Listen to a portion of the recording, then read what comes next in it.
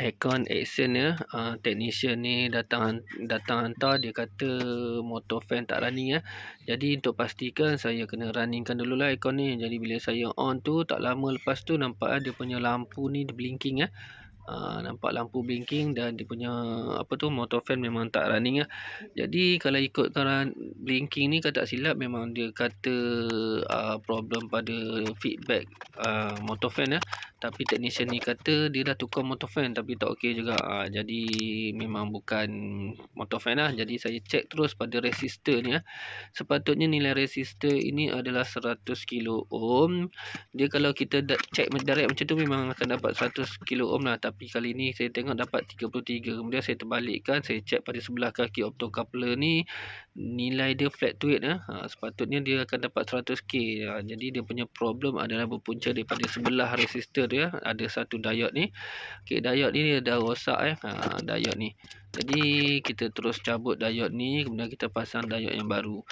Bila dah pasang diode yang baru, kita solder. Bila dah solder, kita akan cek semula dia punya nilai resistor tu. Saya tak cabut resistor ni saya terus cek. Memang dia akan dapat 100k 99 macam tu. Jadi memang dia punca daripada diode tu lah, sebab dia mengganggu Jadi kita terus pasang semula board ni. Jadi kita pasang ni, ambil masa sikit pasang ni kita nak masukkan balik dia punya wire celah-celah ni, pasang motor fan semua. Okey, kemudian kita akan letak atas meja ni.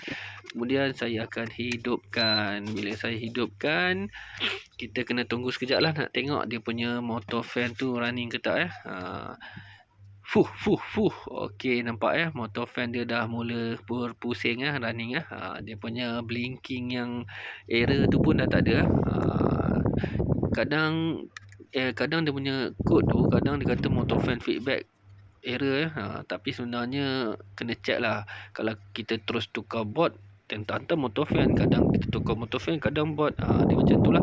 Jadi masalah ni dah selesai nampak tadi dia punya power ke outdoor compressor tu ada saya check ke test panel ni. Okey, sekian.